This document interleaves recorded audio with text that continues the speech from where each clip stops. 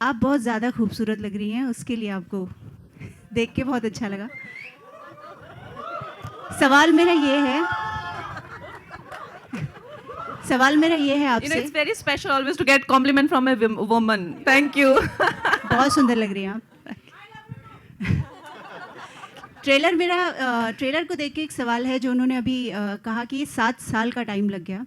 किरदार आपके बहुत सशक्त रहे हैं, पर्दे पर आपने निभाए हैं और एक पावर लेडी माना जाता रहा है आपको फिल्म इंडस्ट्री की, बेबाक एक राय रही है आपकी। बट इस किरदार के पीछे क्या एक सोच रही जो आपने इसे सेलेक्ट किया, जो एक 7 साल से एक कहानी घूम रही है और आपने उसके लिए हाँ कहा? पहले तो उसके बारे में जानना चाहूँगी।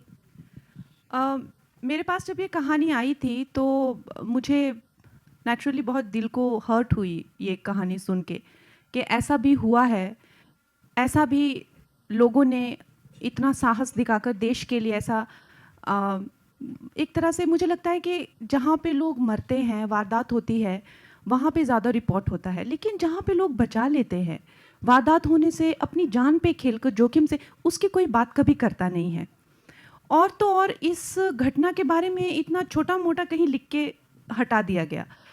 ऊपर से इनको कुछ 1 महीने का इंक्रीमेंट, अगर आप देखें तो आपको हंसी आएगी कि मतलब किस हौसले से ये लोग दिन ब दिन ऐसे भी इनकी ज़िंदगियों के बारे में जान के 1 महीने का वो उनको आज तक नहीं मिला। तो मुझे बहुत अफ़सोस हुआ कि हम अपने बबल में रहते हैं लेकिन वास्तविक दुनिया से जो है हम कितना दूर हैं। तो ये कैरेक्टर के बारे में जब मैंने इसको प्ले किया और जब मैंने ये कैरेक्टर के मैं अंदर गई, उसकी ज़िंदगी के अंदर गई, तो मुझे एक बात का एहसास हुआ कि मेरे लिए कितना ज़रूरी था फ़िल्म इंडस्ट्री से थोड़ी दूरी बनाना और एक वास्तविक लोगों के बीच में जाना, जो कि एक एज़ अ पॉलिटिशियन मुझे बहुत मौका मिला पिछले 1-2 सालों में। और ना जाने मैं अपने आप को कितना बेहतर एक कलाकार मानूँ, ना मैं अपने आप को कितना भी ग्रेट मान सकती हूँ, लेकिन ये सच्चाई का मुझे आभास हुआ कि अगर मैं उन लोगों के बीच में नहीं गई होती तो I would have been so incompetent in this role. आप एक कलाकार के बबल में सुबह उठते हैं, प्रोटीन शेक पीते हैं और जिम जाते हैं, उसमें रह के आप अनुमान नहीं लगा सकते कि एक वास्तविक ज़िंदगी कैसी होती है। और मैं चाहे मैं एक मिडिल क्लास बैकग्राउंड से आती हूँ, लेकिन फिर भी मैंने एज अ टीनेजर शुरू किया था, एक काफ़ी लंबा अरसा मुझे फिल्म इंडस्ट्री में यहाँ की ही ज़िंदगी। तो मुझे लगता है कि मेरे लिए एक to be worthy of this role, मुझे एक ऐसी कड़ी तपस्या करनी थी। जब मैं वो तपस्या के फेज से जा रही थी तो मुझे लगा कि मुझे ऐसी तपस्या क्यों करनी पड़ रही है, मेरा इससे क्या लेना देना, मैं तो एक कलाकार हूँ और यहाँ पे बहुत ज़्यादा तपना पड़ रहा है। तो जब मैंने किरदार निभाया तो मुझे इस बात का एहसास हुआ कि मैं कितना दूर हूँ, वास्तविकता से कितना दूर थी मैं और कितना ज़रूरी था मेरे लिए वास्तविकता को समझना कि हर एक महिला हर दिन जो 4 बजे उठकर पानी भरकर लोकल ट्रेन में आते हुए सब्जी लेकर सब्जी काटते हुए जब घर जाती है और बीच में जो है उसको हर तरीके की अपमान का सामना करके, लोगों की जानें बचाकर, लोगों के एक्सक्रीशन साफ करके, बलगम थूक साफ करके जब वो हंसते हुए घर जाती है तो हमें अपने आप को देखकर बहुत छोटा महसूस होता है। तो ये कैरेक्टर को करते हुए मुझे इस बात का आभास हुआ। जब आप थोड़ी सी दूर हुई फिल्मों से और लोगों के बीच गई तो आपने देखा ज़रूर होगा। यू हैव नो आइडिया, मेरे लिए एक अलग दुनिया खुली है और मैं बहुत भाग्यशाली हूँ कि मुझे इतनी सारे लोगों से मिलने को मिलता है और आई थिंक बहुत सारे ऐसे लोग हैं जो भारत की रीढ़ की हड्डी हैं और महिलाएं तो साइलेंट हीरोज़ हैं और अनसीन हीरोज़ हैं उस पूरे मूवमेंट के।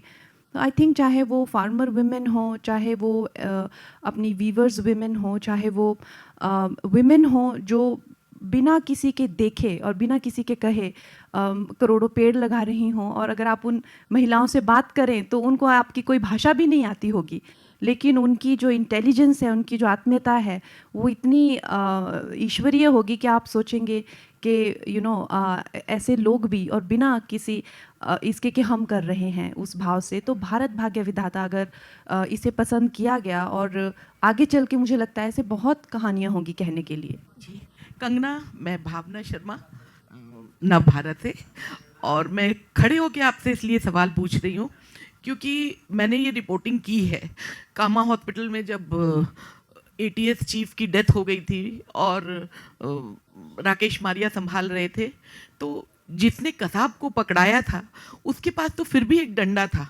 लेकिन जो उस वक्त कामा हॉस्पिटल में जो भी थे स्टाफ, उनके पास कुछ भी नहीं था, ना उनके पास कोई एक्सपीरियंस था, लेकिन उनका नाम उतना नहीं आया। और राकेश मारिया को भी इस बात की बहुत तकलीफ थी क्योंकि उन्होंने नया नया वो संभाला था। क्या इतने सालों के बाद, एक तो बहुत बहुत बधाई कि आपने उन औरतों को सामने पेश किया, लेकिन अब जब आप इसमें हैं, पॉलिटिक्स में है, और यहाँ पर भी महाराष्ट्र में भी इसका भाजपा की गवर्नमेंट है, तो क्या आप नहीं चाहेंगे कि इन औरतों ने जो उन्होंने किया था उनको आगे लाने का या उनको कुछ करने का आप? डेफिनेटली मैम, आपने बहुत अच्छा प्रश्न किया है।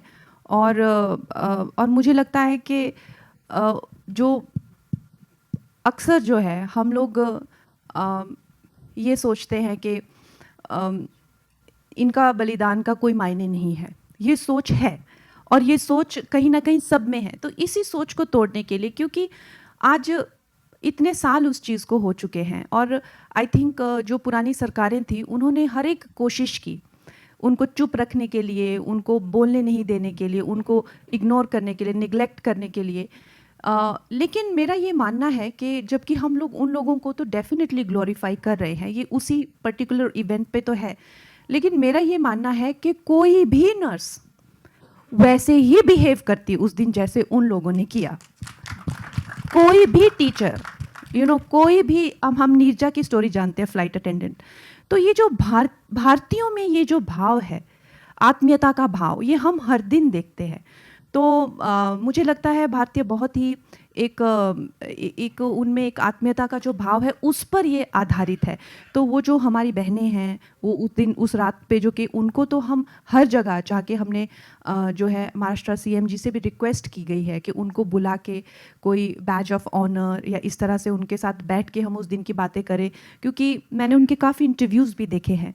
और ऐसा नहीं कह सकते कि किसी एक का ज़्यादा हीरोइज्म था, वही देखने वाले कि जो भी हैं उन लोगों ने, हमने तो फिल्म में शायद 1 या 2 डिलीवरी दिखाई होगी, 1-2 घंटे का एक पूरा रिस्ट्रिक्शन, 20 डिलीवरीज उन लोगों ने किया जब टेररिस्ट बाहर थे। एक भी पेशेंट को उन्होंने मरने नहीं दिया। एक भी जो बच्चे चाहे इंक्यूबेटर पर हो, चाहे कोई भी चीज़, तो आप समझ सकते हैं कि वो जो एक कर्तव्य को लेकर उनकी निष्ठा है और उनकी कर्मठता है, वो हम हर दिन जब भी हम अस्पताल जाते हैं, हमारे परिवार वाले हमें छोड़ सकते हैं वहाँ पे, लेकिन नर्सेज हमें कभी नहीं छोड़ेंगी, ये हम सब जानते हैं। तो ये जो भाव है, इस भाव से प्रेरित होकर हमने ये फिल्म बनाई है। Kangana, I love your sari. Thank you, ma'am. Lovely to see you here. You look fit and fabulous and sexy. Okay. Thank you. I wanted to ask you, did you get permission to shoot at Kama Hospital? Yes, I did. We in fact did the exteriors of the hospital and the surrounding areas. क्योंकि obviously hospital में तो आप disturb नहीं कर सकते. It's a functioning hospital. लेकिन we've got the real Kama building भी, वो जो एक adjacent new building है, वो सब we've used that. I also wanted to know from all of you, where were you on the 26th of 11 when this happened? It's so crazy. I was here. I was at this very place in Infinity Mall on the 26th of 11. I just realized that. There was a film premiere and I was in the audience and everybody's phone started to ring and they had to stop the show. And we gathered in the foyer and that's when we knew. I have a crazy story. I was, we were, all coming up and working with Bhatt Saab, and, we were all strugglers in the Vishesh films.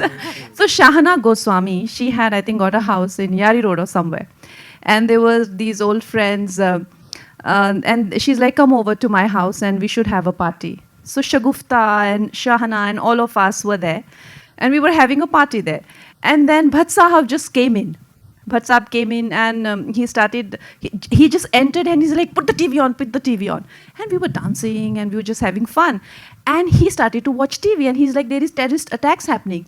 And then we went to Shana and we were like, what should we do? Should we go home now? Should we continue partying? What should we do? So she said, Bhatt Sahab said, nobody should leave now, just wait. So we were actually a bunch of 25 people partying at Shahnaz house, and then Bhatsa broke it to us. Otherwise, we didn't know. So this, I remember it very. मैं तो एक taxi में जो 26/11 का जब वहाँ पे हो रहा था, हमें पता नहीं था, मैं ट्रैवल कर रही थी पूना के लिए, और एक टैक्सी में ब्लास्ट जो पार्ला में हुआ था, मैं उसके अपोजिट साइड में पूना के लिए वोल्वो बस में बैठी थी और उसके अपोजिट साइड में थी, और हमें समझ में नहीं आ रहा था कि ये हो क्या रहा है। इतना इर्द गिर्द कभी पार्ला में इतना ट्रैफिक देखा है लेकिन इतना नहीं देखा है, लेकिन ये कुछ गड़बड़ है। लेकिन उस समय पे इतना सोशल मीडिया और ये सारी चीज़ें एक्टिव नहीं थी, और बाद में जाके पता चला कि हम तो बस इस पार थे उस पार। I would like to share something. We were rehearsing for a ballet in Santa Cruz West, very close to SV Road. And there were a lot of young girls part of that ballet. And somebody called us, one of the parents called us and said, this is what is happening. How can you send the girls home? Or can we come and pick them up? I said, if you can come and pick them up, please do. Otherwise, we'll make sure that we'll drop them home.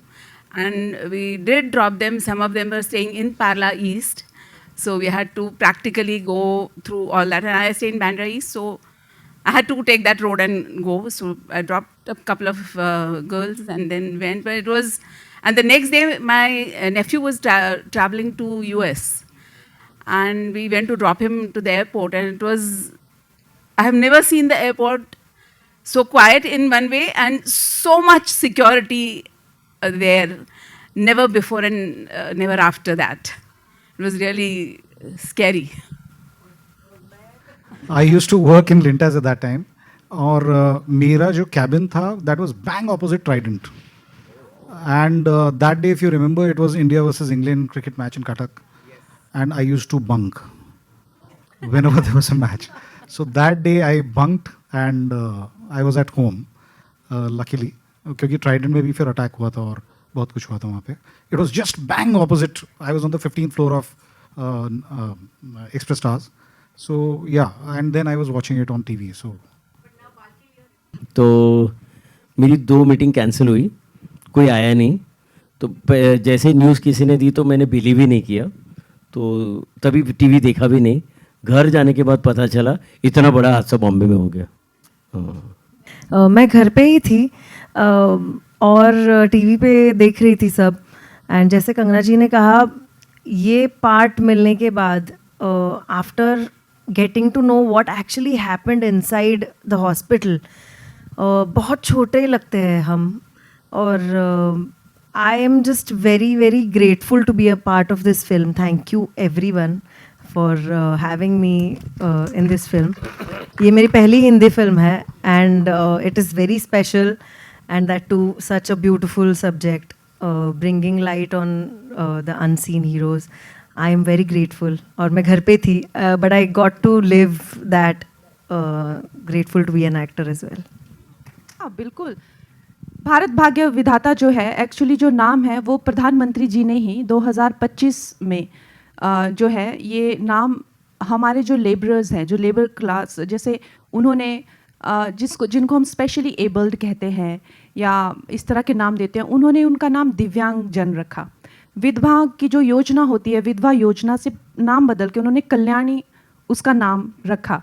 जो हमारे workers होते हैं, जो हाथों से चीज़ें बनाते हैं, उनका नाम उन्होंने जो है विश्वकर्मा रखा.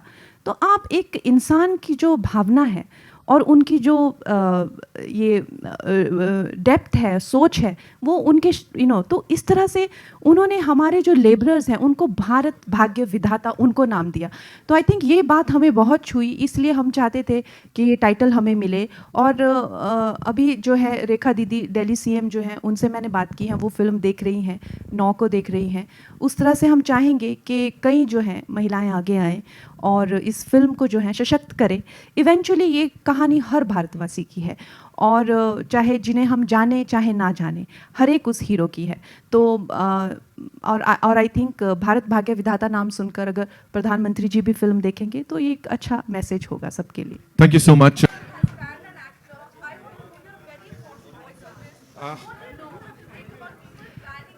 नहीं देखिए क्या होता है ना, see you are asking me, I been band by everybody. Okay, तो मैं ये कहना चाहूँगी कि जब आपकी हैसियत बढ़ती है तो आपके दुश्मन भी बढ़ते हैं। तो अब ऐसा नहीं हो सकता कि आपकी हैसियत बढ़े और दुश्मन ना बने। तो आज रणवीर सिंह को सोचना चाहिए कि उनकी क्या हैसियत के उनके इतने दुश्मन हैं। तो अच्छा है, ज़िंदगी में जब आप आगे बढ़ते हैं तो कई तरह के ऑब्स्टिकल आते हैं, you can't have just smooth walk always. तो मेरे साथ तो इतना हुआ है। और and look, today I am doing well, मेरी भी अच्छी गाड़ी चली रही है, कुछ नहीं फ़र्क पड़ता, it's okay, everything is going to be fine eventually. Thank you so much. Thank you so much, ladies and gentlemen, for being so amazing. 12th of June.